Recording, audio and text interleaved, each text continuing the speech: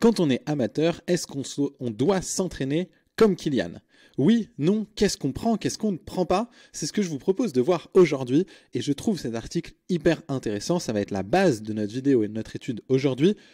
MTNATH, Mountains and Athleticism, cet article écrit par Kylian du coup en septembre 2022 et qui résume un petit peu sa saison, comment est-ce qu'il s'y est préparé pour à la fois gagner l'UTMB, l'Hard Rock 100, donc des 100 miles, et en même temps gagner Zegama et Sirzinal sur des formats beaucoup plus courts. Comment est-ce qu'il parle de sa préparation et comment est-ce que nous, en tant qu'amateurs qui voulons aller sur du long ou continuer à faire du long et du court, qu'est-ce qu'on peut en tirer comme conclusion? Et ce que je vous propose, ça va être d'analyser un petit peu cet article et donc qu'est-ce qu'il présente et comment il présente son entraînement, dans quel contexte il le place, pour voir si on met, ça c'est les différents thèmes qu'il aborde, est-ce que je les mets dans à adapter parce que ça ne s'applique pas à ma situation d'amateur, sous-entendu, je ne suis pas Kylian.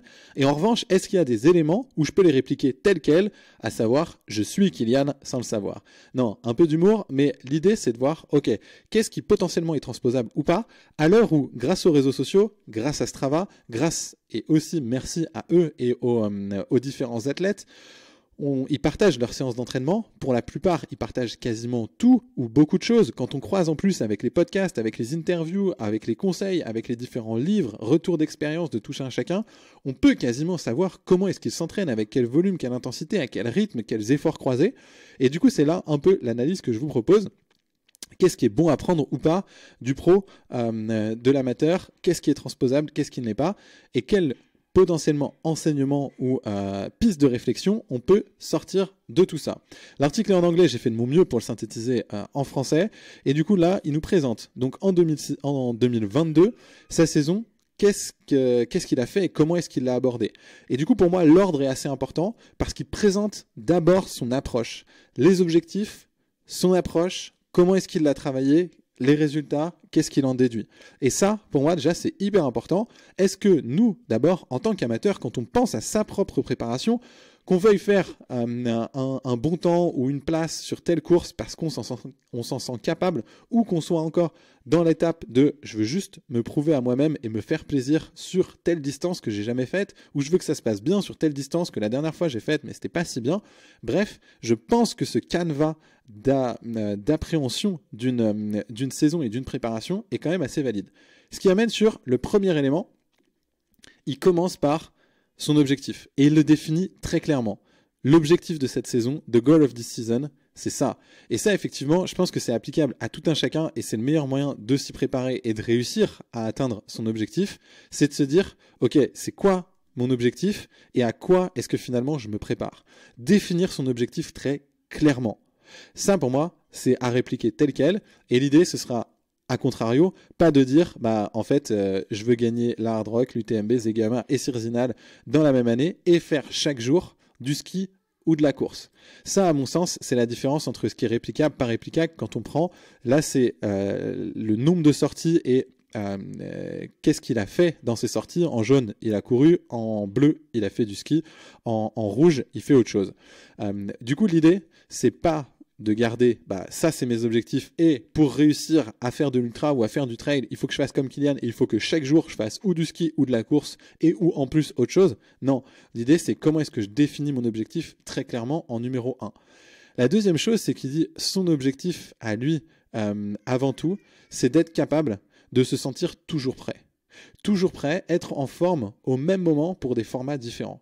Et ça pour moi, je l'ai mis dans potentiellement à répliquer tel quel et je suis Kylian, entre guillemets, c'est la capacité pour soi à définir et à se dire est-ce que je me sens toujours prêt dans ma saison à courir l'épreuve, on va dire, qui me fait rêver ou l'épreuve qui est mon objectif dans la saison.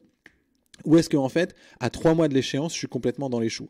À mon sens, être en forme au même moment pour des formats différents, c'est très valable et ce qui pour moi fait qu'on réussit à courir des ultras en tant qu'amateur, c'est pas forcément parce qu'on arrive sur un pic de forme à un moment bien particulier de sa saison, mais beaucoup plus, est-ce que on est dans un tempo, on a des connaissances, des capacités, des acquis qui nous permettent de mettre ça en place sur n'importe quel format, à n'importe quel moment. Est-ce que c'est pas ça, être prêt et se sentir prêt et serein vis-à-vis de sa préparation? Et est-ce que c'est pas ça qu'on peut potentiellement, même si on n'est pas Kylian, essayer à son niveau de répliquer? Ensuite, il parle de prendre un plan tout fait. Et là, il est assez clair sur le fait que prendre un plan tout fait de 4 semaines ou 4 mois et essayer de l'analyser sans prendre en compte les spécificités individuelles ou ce qu'on a fait les années précédentes, a priori, ça ne marchera pas. Ou du moins, ce ne sera pas adapté, ce ne sera pas la meilleure façon de ne pas se blesser. Et lui, il est assez clair là-dessus sur le fait que, en gros, s'il n'adapte pas à sa situation spécifique, peu importe qui marche sur les autres et tout, notamment quand il parle de l'intensité, il sait et il dit ce qui doit primer, c'est votre historique et qu'est-ce qui se passe bien pour vous, qu'est-ce qui se passe pas bien pour vous et qu'il l'a prouvé par le passé. C'est ça qui doit primer plutôt que le fait de prendre un plan tout fait qui a marché pour les autres. Et ça, pour moi, assez important. Comme quoi, si vous prenez un plan de 4 semaines ou de 4 mois, et ça, qu'on soit Kylian ou pas Kylian, a priori, le remettre dans son contexte et l'adapter à soi. Sinon, c'est pas forcément atteindre son objectif et surtout, c'est pas forcément prendre soin de sa santé. Ensuite, il est assez intéressant de voir que, et je trouve ça assez bluffant, c'est que il accorde beaucoup d'importance à la constance. À la constance et au fait que ces stimulations, donc ce que lui, les entraînements, il les voit comme des stimulations, que ces stimulations, elles soient individuelles et elles soient hyper constantes. Et pour moi, ça c'est hyper important et c'est ce que je vois de ma modeste expérience. Hein. Je suis loin d'être Kylian, encore moins son coach, mais trouver de la constance au sens où ce qu'il dit, c'est qu'il n'y a pas de session magique ou de plan valable pour tout le monde. L'adaptation, ce qui fait qu'on est capable de progresser ou de réussir à passer des caps, à le démontrer du moins, c'est la conséquence de la constance dans les stimulations spécifiques à l'individu. Et même, j'irais déjà un peu plus loin avec le point suivant, c'est que trouver de la constance, lui, il le dit dans ses sessions d'entraînement parce qu'il est pro et parce qu'effectivement, il s'entraîne tous les jours, voire 2 fois par jour. Mais quand on n'est pas pro, et ça c'est quelque chose qui est hyper réplicable, qui s'applique pour Kylian mais pour tout le monde, à mon sens, c'est que il a intégré sa pratique dans son équilibre de vie. Et du coup, c'est assez fort de voir qu'avant même de parler du type de séance qu'il fait ou quoi, il commence par son approche, par dire que ça doit être individuel, etc., et que c'est la constance avant tout. Et ensuite, le truc qu'il partage, c'est direct dans son contexte. Cette année, notre fille la plus jeune était tout le temps à la maison. Et du coup, comme ma femme et moi, on s'entraînait sérieusement, et c'est notre métier, et on devait alterner. Mais ce qui fait la contrainte et ce qui fait son entraînement, et donc ce qui va dicter aussi sa saison et ses performances, c'est avant tout de réussir à le mettre dans son contexte de vie pour trouver son équilibre. Et du coup, ça pour moi, qu'on soit Kylian ou pas, c'est à mon sens le plus gros facteur qui fait que potentiellement on atteint ses objectifs. C'est de réussir à insérer sa pratique dans son équilibre et de réussir à y trouver de la constance. Il faut se dire que quand même, il a réussi, de ce qu'il dit, à gagner l'UTMB, à gagner la Hard Rock, à gagner Zegama, à gagner Sirzinal, sans avoir quasiment aucune sortie longue de plus de 3 heures. Parce que ça passe pas dans son agenda. Et du coup, ça, je trouve ça intéressant. Comme quoi, ce qui prime, ou du moins c'est la lecture que je vous propose, c'est le fait de la qualité de l'intégration de son entraînement à son équilibre de vie et aux contraintes de sa vie, beaucoup plus que le volume, l'intensité ou le fait d'avoir un dogme en soi de faire une sortie longue. Ensuite, pareil, un truc qui est assez intéressant, c'est qu'il dit il y a des choses où en fait je les construis et après je les adapte à la marge. Et donc notamment dans sa saison, il dit en fait ce que j'ai construit par, pour lui c'était 20, quasiment plus de 30 ans même de pratique de sport outdoor et d'exercice outdoor, c'est qu'il a construit cette base et ce volume d'activité qui fait que derrière, ce qu'il fait quand il s'entraîne sur une saison et à l'intérieur d'une saison et dans ses blocs, etc., et on y arrive un peu plus tard, c'est juste une mobilisation de ses qualités à la marge en faveur de l'épreuve qu'il va faire dans l'été ou à un moment particulier de l'été. Ce n'est pas de construire la base pendant une partie de la saison et ensuite d'améliorer. Sa base, il l'a construite sur ses 15, 20, 30 ans de pratique avant. Et du coup, ça, c'est hyper intéressant pour moi de poser la question et de se poser la question en tant qu'amateur, est-ce que ce que je suis en train de faire maintenant et dans ma saison pour atteindre mon objectif, est-ce que c'est une construction ou est-ce que c'est une spécialisation ? Si c'est une construction, ça va plutôt être pour des choses qu'on n'a encore jamais faites. J'ai jamais fait telle distance, ou j'ai jamais réussi à faire telle distance et que ça se passe de la façon dont je voulais, ou j'ai jamais réussi à faire telle distance, tel dénivelé, dans les conditions de plaisir et de je termine bien, qui sont celles qui me font rêver. Si on n'a pas réussi à faire ça, à mon sens, on est toujours dans une phase de construction. Versus si on a déjà réussi à faire la distance et l'épreuve, qui est notre objectif, où du coup notre objectif ne va plus être de le terminer, mais de le terminer d'une certaine façon ou avec tel niveau de performance. Et comme lui, j'ai l'impression qu'Ilian, son enjeu, c'est pas forcément de terminer un 160 au moment où en 2022, il se prépare pour la hard rock et l'UTMB. Son enjeu, c'est de réussir à enchaîner, à gagner ces courses-là et à les enchaîner avec des victoires sur des courses plus courtes. Du coup, lui, il est dans une phase de spécialisation et pas de construction. Et pour moi, c'est assez intéressant parce que souvent, on a l'impression qu'il faut prendre, et c'est ce qu'on avait un peu plus haut, un plan de 4 semaines ou de 4 mois pour réussir, peu importe qu'il soit adapté à soi, peu importe son historique, etc. C'est ça qui fait qu'on réussit. Et à l'inverse, on va considérer que à l'intérieur de ce plan-là, je vais avoir à la fois une phase de construction et une phase de spécialisation souvent où on appelle ça un affûtage ou une préparation spécifique dans les 15 jours, 3 semaines avant, etc. Alors que pour lui, cette phase de construction, elle a duré, et c'est 10, 20, 30 ans de course avant de passer à une phase de spécialisation. Et finalement, tout ce qu'il fait dans son année, y compris les blocs de début de saison, etc., c'est une mobilisation de ce qu'il a construit par le passé. Et pour moi, ça, c'est une distinction qui est fondamentale entre je suis pas Kylian ou je suis Kylian. C'est est-ce que je fais quelque chose qui est de l'ordre de la répétition, parce que j'ai déjà montré que j'arrivais à atteindre cet objectif-là, et c'est juste un niveau de performance sur ce même objectif, distance dénivelée, que je veux changer, versus je suis en train de le construire. Ensuite, assez intéressant toujours de voir dans l'ordre dans lequel il aborde les choses. Donc là, on l'a vu, mobilisation de tout ce qui s'est passé avant, individualisation. Ensuite, ça passe dans l'entonnoir de qu'est-ce que cette saison je peux me permettre en fonction de ce que me dit ma famille, mon équilibre vie pro, vie perso, ce que ma femme peut faire, ce que je peux faire, etc. Ensuite, ces objectifs, donc Zegama, etc., qui font que sa training période, ça va être jusqu'à avant mai, et puis après, ce sera juste de l'adaptation, enfin même pas de l'adaptation, ce sera juste un calendrier de course, mais ce sera plus de l'entraînement ni même de l'optimisation, ce sera juste comment j'ajuste des détails de je suis prêt le jour J.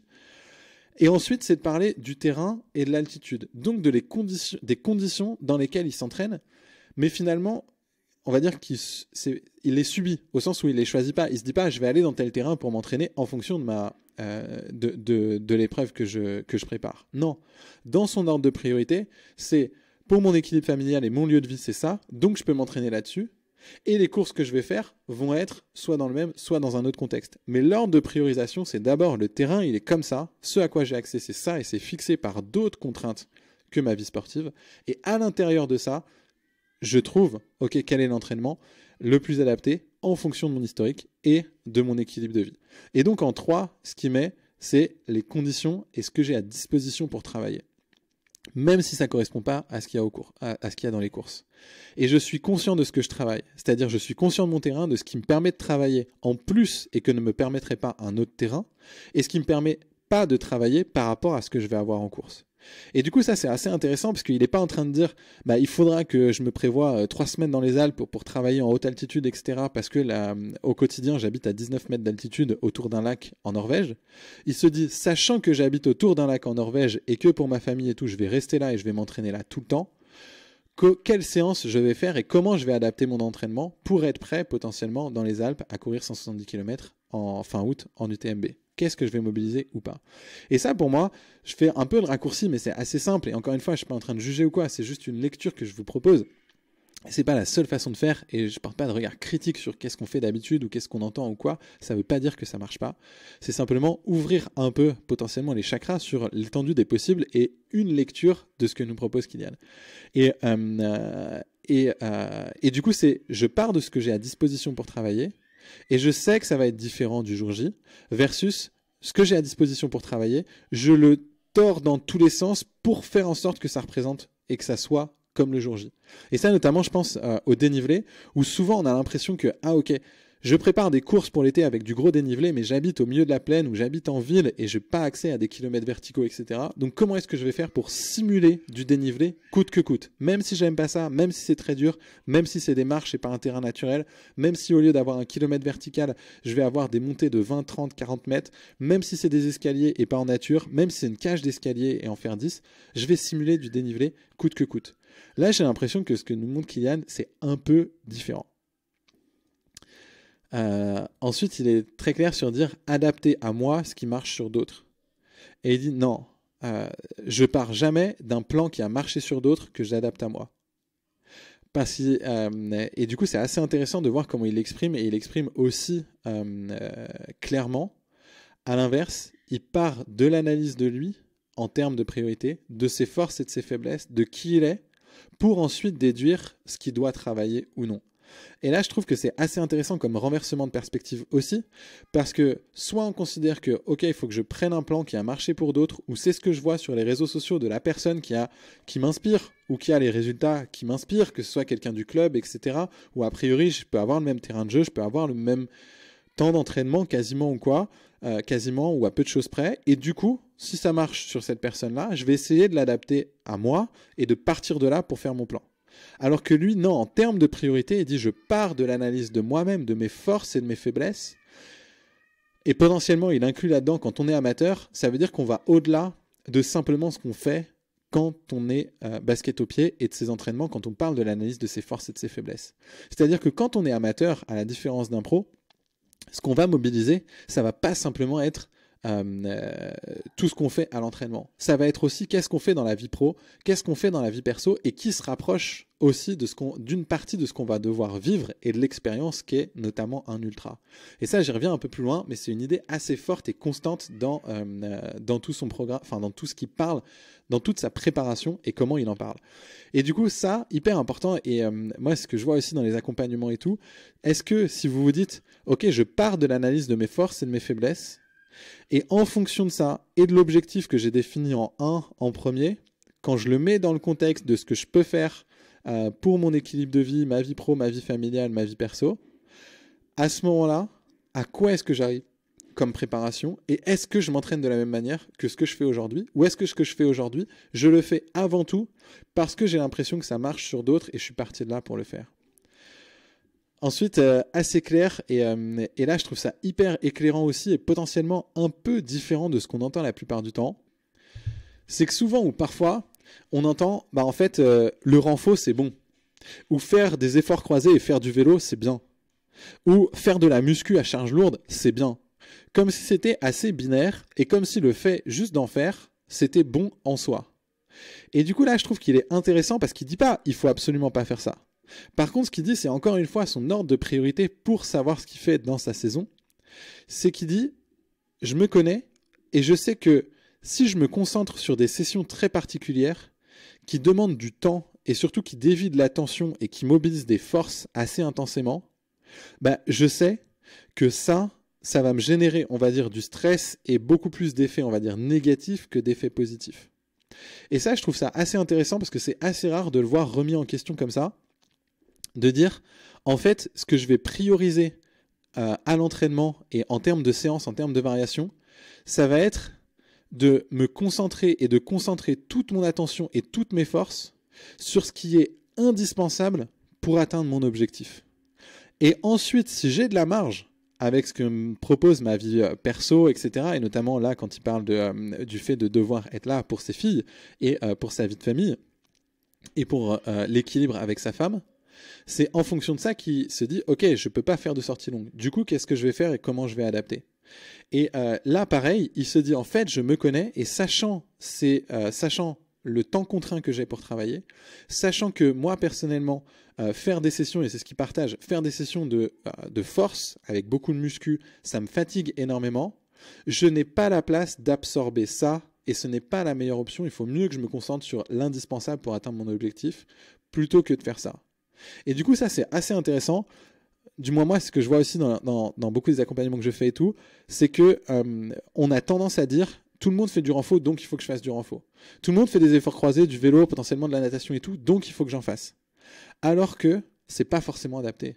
Ça dépend de son métier, ça dépend du nombre de créneaux qu'on a, ça dépend de ce qu'on aime faire, ça dépend de comment réagit son organisme. Et parfois, et c'est ce qu'il dit, il faut mieux concentrer toute son attention et toutes ses forces pour faire l'indispensable pour atteindre son objectif. Et lui, dans son cas, avec le volume d'entraînement qu'il peut se permettre et les conditions d'entraînement qu'il a pour cette année-là, la conclusion qu'il tire, c'est en fait, ok, c'est peut-être bénéfique de faire du renfo ou de faire des efforts croisés, etc. Mais le fait est que ce qui est le plus important pour moi, c'est de me concentrer sur la course et le ski. Et ça, pareil, moi, ce que j'ai envie de partager là avec vous et tout, c'est de se poser la question, est-ce que dans mon plan d'entraînement, dans mon plan de préparation, dans ce que je fais des trucs parce que, a priori, ça peut m'apporter quelque chose?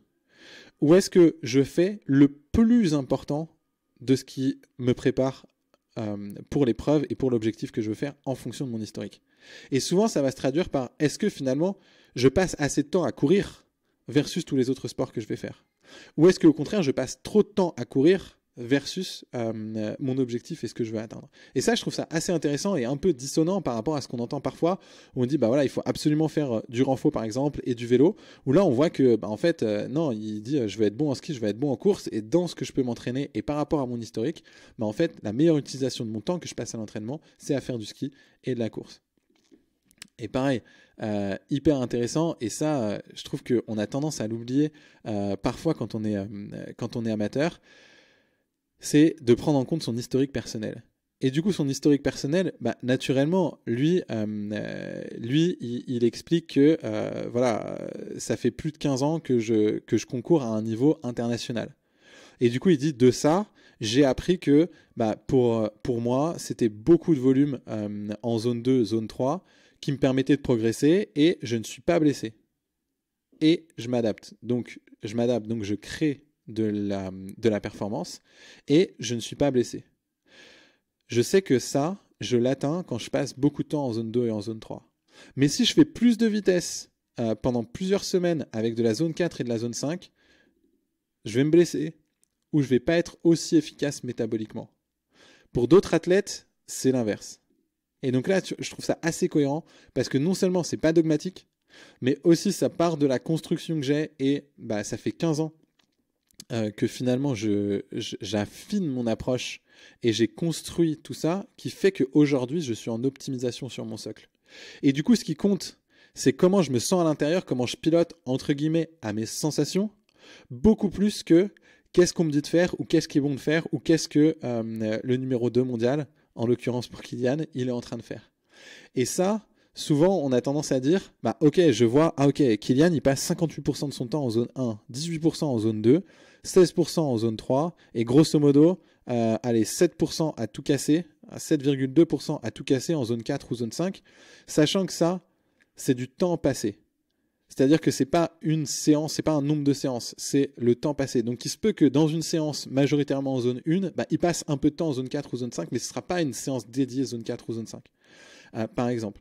Et du coup, ça, je trouve ça hyper intéressant de voir cette construction, et comme quoi les entraînements que je fais aujourd'hui sont le résultat de l'expérience et de ce que j'ai affiné depuis 15 ans pour éviter de me blesser avant tout.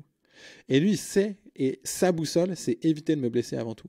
Et ça, pareil, je trouve que, a priori, on est un peu tous comme Kylian, mais est-ce qu'on le fait vraiment? Est-ce que ce que je fais au quotidien, la majorité de mes séances et mon plan d'entraînement, je le construis en fonction plutôt de ce que je vois de là, et de, ah ok, telle personne que je suis ou tel plan me dit qu'il faut que je passe tant de temps en telle zone, en telle zone, en telle zone? Ou est-ce qu'on part au contraire de, bah, en fait, dans mon historique personnel, qui n'inclut pas que de la course à pied, parce que quand j'étais jeune, je faisais du foot, ou je faisais du judo, ou je faisais de la danse, ou je faisais de la gymnastique. Du coup, ça m'a fait ça, et je sais que, je sais pas, moi en l'occurrence, je faisais beaucoup de badminton, c'était des efforts qui étaient très cardiaques, etc., très intenses. J'enchaînais des compétitions où on faisait plusieurs matchs, voire une dizaine de matchs dans la journée. Bah finalement, ça, je sais que c'est construit, je peux m'appuyer là-dessus. Et aujourd'hui, par contre, ce qui va me manquer, c'est plutôt de la faible intensité pendant longtemps dans ma pratique de l'ultra. Donc en fait, mon entraînement, il va pas être fonction de, bah, parce que Kylian, il passe 80% de son temps en zone 3 ou moins, il faut que je passe 80%, enfin 93% de son temps en zone 3 ou moins, il faut que je passe 93% de mon temps en zone 3 ou moins. Non, c'est plutôt, ah ok, en fonction de mon historique, de ce que j'ai fait. Et quand on est amateur, ça part. C'est pas que de la course qu'on prend en compte. Et là, d'ailleurs, Kylian, c'est hyper important. Il fait pas que de la course. Et il fait quasi, parfois, plus de ski ou plus d'alpinisme. Mais ça le construit pour cet effort-là. Et quels sont les ponts? Et ça, c'est inclus dans son historique personnel. Et ça, je trouve ça assez intéressant et hyper important. Comment est-ce que je lie mon propre entraînement et ma propre préparation à mon historique personnel avant tout? Et après, ouais, du coup, potentiellement... ce qu'il dit en creux, et là, à mon avis, c'est valable un peu pour tous, c'est il n'y a pas de raccourci où je ne peux pas saisir une opportunité. C'est-à-dire, il n'y a pas des exercices ou des sessions ou des types de sports qui sont un peu miracles, qui vont apporter, quoi qu'il arrive, un supplément de performance, peu importe qui on est, peu importe à quel moment on le fait et comment on le fait. Et ça dépend avant tout de est-ce que j'y suis adapté ou pas. Et du coup, ça, je trouve ça hyper intéressant et hyper important parce que souvent, on va voir, ah ouais, tout le monde fait ça, donc ça doit être bon. En vrai, pas forcément. Ça dépend de comment on le fait, à quelle vitesse on le fait, quand, en fonction de son historique, de qui on est, de à quoi on aspire, etc. Ensuite, hyper important, il parle de cette phase de faire des adaptations au niveau cellulaire et qui vont vous permettre de changer vos capacités à long terme. Versus, donc ça veut dire être capable de faire des adaptations au niveau cellulaire qui vont vous faire changer vos capacités à long terme. Ça veut dire être constant et quantifier la charge qu'on se met assez finement. Et ça, c'est hyper important. Et après, il dit, ça va être juste quelques adaptations à vraiment très court terme, et notamment dans la récupération, pour être prêt pour différents types de courses. Mais mon entraînement, mon socle d'entraînement, ma base, et en l'occurrence, c'est pas simplement ce que j'ai fait dans les 2 ou 3 premiers mois de l'année ou à l'hiver, c'est ce que j'ai fait, la totalité, et ce qui résulte des changements à long terme qui ont été créés par les 15, 20, 30 dernières années que j'ai eues dans ma pratique du sport en général. Et du coup, ça, je trouve ça hyper important de faire cette distinction entre la phase de construction, encore une fois, on y revient, et la phase d'optimisation. Et il parle vraiment de ce temps des adaptations cellulaires grâce à la constance et à la quantification précise de la charge. Et ensuite, à court terme, je vais faire juste des ajustements, mais qui sont mineurs. Et du coup, pour moi, ça remet en perspective cette notion de plan d'entraînement, de qu'est-ce que je fais pendant 4 à 8 semaines pour une saison, à des saisons où j'arrête et puis je repars, etc. Là, nous, c'est prendre conscience en tant qu'amateur. Ma phase de construction, si je la fais remonter à qu'est-ce que je faisais quand j'étais jeune, par exemple en sport, et qu'est-ce que j'ai fait depuis, en fait, qu'est-ce que j'ai construit ? Qu'est-ce que j'ai construit depuis cette période-là ? Quelles sont mes forces, mes qualités ? Qu'est-ce que je vais pouvoir mobiliser ? Et qu'est-ce que je vais juste optimiser sur une saison particulière ? Et notamment, est-ce que si dans ma saison, je veux faire un 25 km de préparation, un 80 km pour me faire plaisir et un 160 pour essayer de passer ce cap-là, est-ce que en fait, je dois avoir un entraînement qui est extrêmement différent, ou est-ce qu'en fait ça peut être à peu près le même entraînement d'une saison à l'autre, que je prépare un 30 km ou un 160 km, sachant que du coup il y a cette phase de construction. Est-ce que je suis encore dans ma phase de construction ou est-ce que je suis dans une phase d'optimisation ?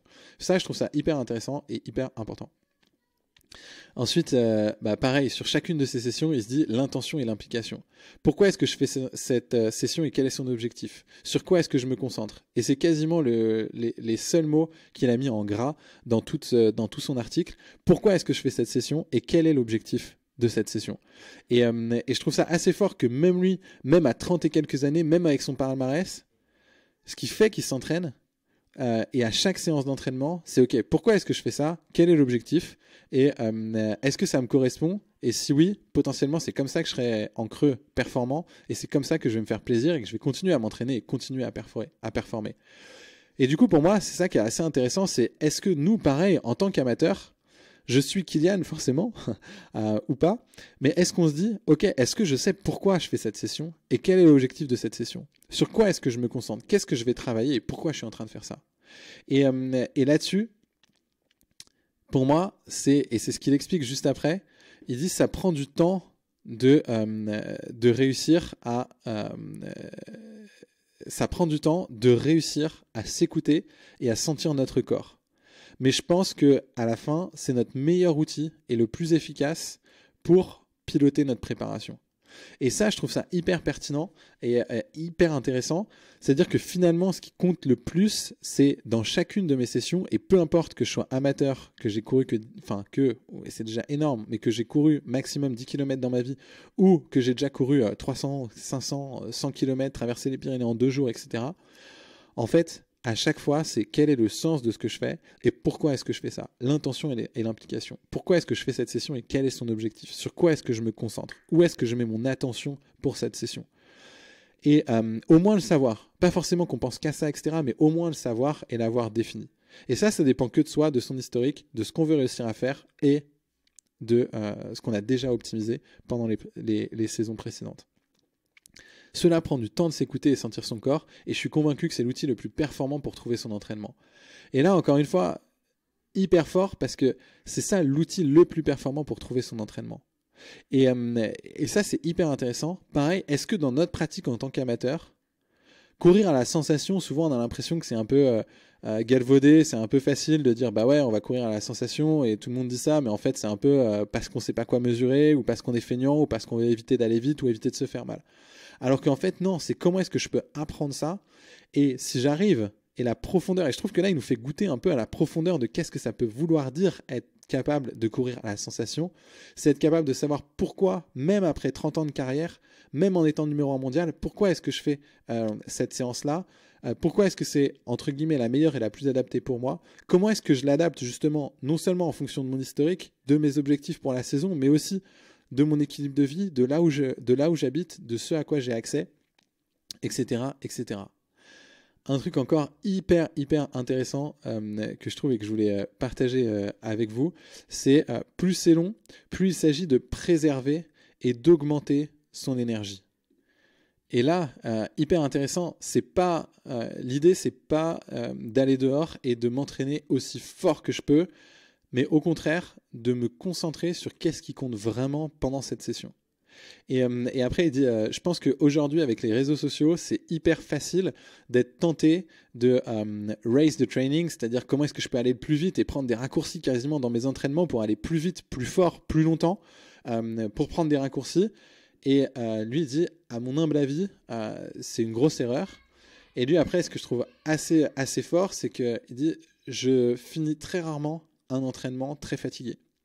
J'essaie de faire le travail qui vont permettre et qui vont lancer les adaptations qui vont permettre d'économiser de l'énergie, à la fois physiquement et mentalement, pour que ce surplus d'énergie que je ne consomme pas, je puisse l'utiliser et le mobiliser le jour J. Et ça, je trouve ça hyper fort. Et moi, c'est une question que j'aime bien poser souvent aux coureurs que j'accompagne. C'est est-ce que ce que tu fais et ta pratique de la course globalement, elle te permet de retrouver de l'énergie et elle contribue à ton énergie globale dans ta vie quotidienne? Ou est-ce qu'au contraire, elle vient t'absorber de l'énergie, elle t'épuise, elle te fatigue, elle te crée du souci et elle est plutôt délétère? Et a priori, quand on est amateur et en plus qu'on veut allonger les distances, plus ça va être important. Parce que ce qui fait qu'on va pouvoir tenir plus longtemps sur une distance à laquelle on ne peut pas s'entraîner, parce que le jour J, c'est trop long par rapport à ce qu'on peut faire à l'entraînement et c'est pas souhaitable. Donc, plus c'est long, et plus il s'agit de trouver l'entraînement qui va nous faire préserver de l'énergie. Préserver de l'énergie par diminuer notre consommation d'énergie, physique comme mentale, l'attention que je porte à ce que je fais. Comment est-ce que je vais diminuer au maximum pour un même effort, même distance, courir à la même vitesse, comment est-ce que je vais diminuer l'effort que ça me demande pour pouvoir remobiliser cette énergie à soit durer plus longtemps, soit à la mettre pour être meilleur le jour de la course. Et ça, pour moi, c'est hyper fort, cette notion de gérer un stock d'énergie, non seulement en préparation, qu'on va pouvoir aussi mobiliser le jour J. Et ça, si je finis mes séances, voire toutes mes séances, voire beaucoup de mes séances, complètement explosées et éclatées, est-ce que, en fait, je suis pas en train de travailler à essayer de dépenser plus rapidement plus d'énergie, à savoir je vais plus vite pour couvrir la même distance, plutôt que de travailler sur comment est-ce que je peux garder potentiellement la même vitesse ou l'améliorer très légèrement, mais par contre ma priorité ça va être de passer moins d'énergie à faire ça. Et ça je trouve ça hyper intéressant. Versus on pourrait se dire, et c'est une autre lecture, de la même façon qu'au début de l'article on pouvait se dire ah ok je vais me concentrer sur ce graphique là, et ce que je vois de ce graphique là c'est qu'en fait il court tous les jours, et les jours où il court pas il fait du ski, mais tous les jours il en fait et il fait quelque chose. De la même façon, on pourrait se dire, ah ok, ce qui est intéressant, c'est que je vois, ah ok, il fait 93% de son temps sous la zone 3, mais il passe 3% de son temps en zone 5. Comment est-ce que je fais pour moi passer 3% de mon temps en zone 5? On pourrait se dire, ah ok, là il arrive à ce moment-là, et on voit déjà qu'on est déjà assez avancé dans l'article, c'est uniquement à ce moment-là qu'il introduit, voilà comment je fais. J'ai, pour cette saison spécifiquement, 2 ou 3 fois par semaine, je vais faire des workouts de qualité. Et du coup, ça va être ça. Et voilà les sessions, les 3 types de sessions majeures que je vais faire. Speed, 10 fois 100 mètres, 4 sessions au total, etc. Ou là, je vais faire un 500 à 700 mètres de D+, que je vais faire 1 ou 2 fois, je récupère en descendant, et après, je me mets sur du plat et je fais du 10 fois 1 km, et après, boum, je refais une autre montée, par exemple. Ce que je trouve assez intéressant, c'est que, au contraire, c'est que de prendre le contexte dans lequel une idée de séance arrive. C'est-à-dire que ça, c'est uniquement certaines de ces sessions qu'il a fait pour certaines que 4 fois dans toute la saison, mais tout ça arrive dans un contexte où on a tout ce qui compte, on va dire, plus avant. Et du coup, ça, c'est un peu à ce moment-là et uniquement à ce moment-là, dans l'ordre d'importance de ce qui arrive, c'est uniquement à ce moment-là et uniquement parce qu'il y a tout ce contexte autour que j'arrive à faire ça. Versus, on pourrait se dire, bah non, en fait, si Kylian il fait 5 à 700 mètres de D+, 2 fois en descendant tranquille, puis après il enchaîne avec 10 fois 1 km, et ensuite il remonte une fois, du coup c'est ça qu'il faut que je fasse. Et ça, je trouve ça assez intéressant de voir que en gros, il part pas du tout loin de là du résultat, mais au contraire, il y a plein de paramètres avant, des inputs, entre guillemets, des hypothèses, qui font et qui met en lien pour arriver à cette conclusion-là. Et il part pas de cette conclusion-là. Et ça, je trouve ça assez intéressant et assez important pour nous, en tant qu'amateurs, si on veut allonger les distances. Est-ce qu'on part d'une séance et d'une session en fonction des objectifs propres, de ses forces et faiblesses, de ce qu'on a noté et de ce qui est le plus adapté pour travailler ça? Ou est-ce qu'on se met, on va dire, son plan et son programme parce que c'est quelque chose qu'on a trouvé, parce qu'on a entendu que la haute intensité c'était hyper bon, et parce que Kylian, en fait, des fois, il fait des séances de 700 D+, avec 10 fois 1 km de montée, à 35 ans avec le palmarès qu'il a, donc ça doit être le plus adapté pour moi. Et ça, je trouve ça assez intéressant. En gros, ce qu'il y a en creux, et du moins c'est comme ça que je le lis, c'est que le plan d'entraînement, le plan de préparation, c'est une conséquence. À l'intérieur de cette saison, sachant tout ce que j'ai construit avant, avec les objectifs de cette saison, je vais décider de faire parce que c'est le plus adapté pour moi et parce que je sais que si je fais autre chose, et notamment la haute intensité, c'est pas un très bon outil pour moi parce que à terme, ça me blesse et ça me coûte de l'énergie plus que ça m'en rapporte. Dans le contexte où je peux faire des séances potentiellement bicotidiennes mais pas sortir plus de 3 heures ou 3 heures et demie, à ce moment-là, c'est ça ce que je me mets comme séance et pas l'inverse. Et du coup, c'est à partir de là qui détermine qu'est-ce qu'il fait. Le plan est bien une conséquence de tout le reste. Versus ce qui serait assez simple de se dire, en fait, les séances à haute intensité, c'est idéal. Pour gagner en vitesse, c'est 3 fois par semaine pour gagner un maximum de vitesse. Et du coup, c'est ça qu'il faut que je fasse parce que je veux faire Surzinal et Zegama et que c'est des courses qui seront hyper rapides. Donc, il faut que je travaille ma vitesse. Donc, il faut que je fasse ça. Non, pour moi, c'est hyper intéressant de voir cet entonnoir. Et c'est un peu l'objectif pour moi de la vidéo de est-ce que je fais comme Kylian ou pas? Qu'est-ce que ça veut dire faire comme Kylian? Est-ce que ça veut dire, je prends des idées de... et là, j'ai même le lien du Strava qu'il a fait et le segment. Je vais quasiment essayer de trouver le segment près de chez moi qui correspond exactement à ce qu'il a fait. Est-ce que je vais direct chercher ça et c'est ces idées-là et je les mets à ma sauce, ou est-ce qu'au contraire, j'arrive et je prends cet article et je le lis d'une autre façon, qui est celle que je vous propose? Ça ne veut pas dire qu'il y en a une qui est meilleure que l'autre ou autre, c'est juste un exemple. Ça ne veut pas dire que je juge non plus la façon de faire et de dire que ça ne marchera pas de prendre ça ni que ce n'est pas la meilleure façon de faire. C'est juste simplement essayer de proposer une approche et une lecture de tout ça. Et ensuite, à l'intérieur de cet entonnoir, il arrive au process et donc à sa planification par bloc et avec du coup les petits enchaînements spécifiques pour chacune des courses en termes d'échauffement, de qu'est-ce qui se passe, de comment il a fait sa course avec François, etc. Donc ensuite et une fois qu'on a ça, on en découle l'organisation par bloc et chacune des séances.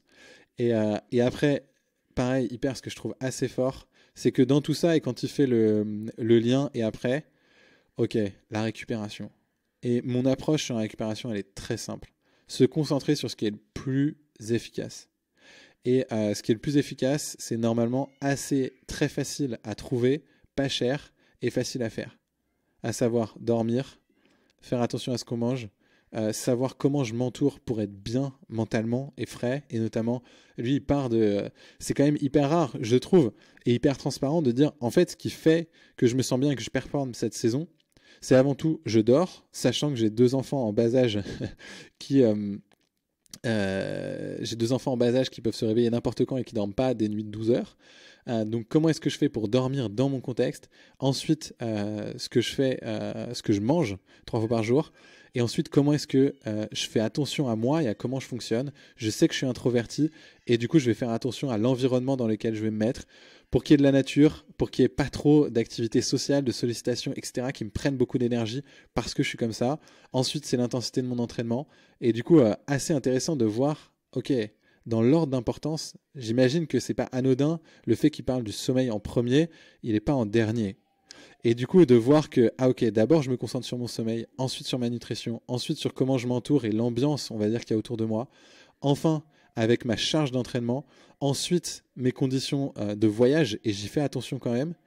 Et après, simplement, qu'est-ce que je vais faire, on va dire, en termes d'entraînement après une course. Et du coup, je trouve ça assez intéressant de voir l'ordre dans lequel il accorde, enfin, l'ordre d'importance qu'il met pour la récupération en particulier. Plutôt que de nous dire bah ouais j'ai pris des Morten en course et du coup il faut prendre des gels Morten avant tout, c'est tel gel en telle quantité, etc., qui fait que j'ai performé cette année. Et alors oui, c'est important, et oui, il les met et il le détaille explicitement, d'ailleurs juste après je crois, il détaille explicitement ce qu'il a mangé pendant chaque course, 3 heures avant la course, 2 heures avant la course, pendant la course, quand c'était à la hard rock, quand c'était à l'UTMB, etc., avec exactement quel gel, etc. Mais pour moi, ce qui est intéressant, c'est que ça n'arrive que après tout ça, et en termes d'ordre d'importance, j'ai l'impression, et c'est une lecture, que c'est plus important de savoir comment est-ce que je peux me reposer et m'entourer de la de la façon qui me convient le plus, beaucoup plus que la quantité de gel que j'ai pris spécifiquement pendant cette course, qui est finalement une conséquence de ça, c'est adapté à tout ce qu'il y a avant, et pas c'est bon en soi et je commence par ça.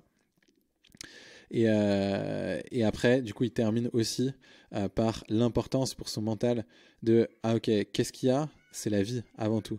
Et je suis dans une vie où je suis à peu près heureux, je me sens bien et je sais que c'est peut-être pas parfait pour la performance, mais il se pose la question. Et d'ailleurs, c'est assez intéressant.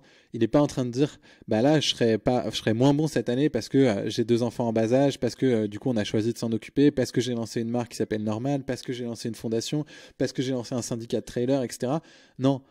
Il dit en fait, ce qui compte, c'est ok, d'abord, on va dire ma famille dans ce setup-là, et ensuite je dérive ma performance, et c'est dans cet ordre-là que ça apparaît. Et Kilian Jornet Foundation est normal, on en parlait. Et du coup, je trouve ça assez fort que même pour lui, il arrive à l'exprimer aussi bien, non seulement ses caractéristiques personnelles et ses traits de caractère, ensuite son setup et l'importance de son setup très concrètement. En fait, ce qui fait son entraînement et son plan d'entraînement et son plan de préparation, c'est le fait d'avoir 2 enfants, donc très concrètement et matériellement, parce qu'on a choisi d'habiter à Romsdal à 19 mètres d'altitude au bord d'un lac. Et ben en fait, c'est moi, et j'ai choisi que c'était nous avec ma femme qui gardions notre petite, donc notre entraînement il va être comme ça, c'est pas l'inverse. Et du coup, je trouve ça assez intéressant de voir à quel point très très très concrètement, même pour le numéro 1 mondial qui gagne tout cette année-là, bah en fait, ça part avant tout de mon contexte de charge mentale, personnelle et professionnelle, qui me permet de dégager ça pour le sport. Et voilà. Et ensuite, ouais, c'est choisir des épreuves avec du sens et les explorer. Où je trouve que c'est assez cool. Ce qui est assez cool et ce qui rappelle ici, c'est ok. Ce qui est important aussi, c'est que je visualise les courses. Je les ai déjà courues, donc je sais à quoi m'attendre, etc. Et après, j'ai un plan pour ma course. Et potentiellement, pour moi, ce qu'on voit de transposable ici, c'est de choisir des épreuves qui, pour soi, ont du sens. Et ensuite, essayer de les explorer, même sans l'avoir fait 4 fois l'UTMB, ou essayer de le faire à blanc 3 fois, ou la Diag, ou n'importe quelle autre course qui me fait rêver et que j'ai envie de faire. Non, c'est plutôt, ok, comment est-ce que je peux m'y projeter, comment est-ce que je connais le parcours, comment est-ce que je me suis renseigné un petit peu sur comment ça va se passer, quelle va être mon expérience très concrètement. Donc voilà, et maintenant, au moment de conclure, finalement, le pourquoi derrière tout ça et qu'est-ce qu'on voit, pour moi, c'était potentiellement partager ça avec vous, proposer un éclairage et une lecture, encore une fois, qui vaut ce qui vaut et en toute humilité, pour voir est-ce qu'il y a des choses qu'on partage avec Kilian, même s'il est numéro 1 mondial, alors que nous, on est amateurs, on n'a peut-être jamais pris un dossard même, ou couru 10 km en tout et pour tout, et c'était sur la route et jamais sur un trail, voire même on ne s'est pas encore lancé dans ce sport-là. Et pourtant, qu'est-ce qui est valable et qui arrive même à Kylian, entre guillemets, et dans laquelle il place son entraînement et ses conditions de performance. Et derrière, nous, quand on met notre définition de la performance, c'est pas forcément gagner Sirzinal, Zegama, la Hard Rock et l'UTMB dans la même année. Mais pourtant, ce qui va faire notre performance et donc ce qui nous épanouit et ce qu'on définit pour soi comme objectif, est-ce qu'en fait, il n'y a pas des leviers potentiellement qui sont semblables ? C'était tout le sens de cette analyse. J'espère que ça vous a plu, ça vous donne des éléments. Et maintenant, avec peut-être une touche d'humour, si je devais résumer quelle est la conclusion de votre saison, c'est-à-dire que pour Kylian, on a là, et c'est l'intérêt aussi de prendre 2022, on a la conclusion de sa saison 2022. On a la conclusion de qu'est-ce qu'il a fait quand il a appliqué ce setup-là avec cet ordre de priorité. Et moi, ce serait pour vous une question, c'est quelle est la conclusion de votre saison ? C'est-à-dire que votre dernière saison, comment est-ce que vous l'avez planifiée ? Est-ce que vous avez aussi cet entonnoir-là, la pratique, comment elle s'est mise ? Est-ce que vous avez pris en compte ce que vous avez fait avant ? Est-ce que vous l'avez dessiné en fonction de vous ? Ou est-ce que vous l'avez dessiné en fonction de ce que vous avez trouvé ailleurs ou de quelqu'un d'autre, etc. Et ensuite, quelle est la conclusion de votre saison ? Donc sur le qu'est-ce que vous avez fait et ensuite qu'est-ce qui s'est passé le jour J. Et par exemple pour un amateur ce sera beaucoup plus la conclusion de la saison. C'est pas j'ai bataillé avec Mathieu Blanchard après Valorcine et finalement ça s'est plutôt bien passé alors que j'étais cramé entre la Foulie et Champais. Derrière j'ai pu réussir à terminer et même si je descendais moins vite que lui j'ai réussi à compenser dans la montée et col des montées et tête au vent. Ce sera pas forcément ça, et pour un particulier, j'allais dire, pour un amateur, ça peut être beaucoup plus. En fait, l'année dernière, on a eu le 3e, du coup, il y a eu le congé mat, congé pat, je me suis arrêté, ça a été un peu chaud au boulot, voire j'ai changé de boulot.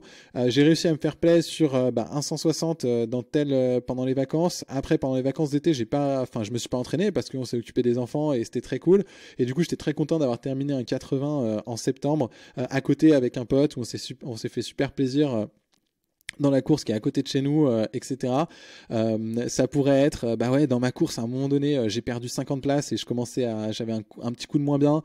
Et c'est pas, je suis passé de deuxième derrière Jim à troisième derrière Jim et Mathieu, mais je suis passé de 330e à 440e entre deux cols parce qu'il s'est mis à pleuvoir et que j'avais pas le bon matos.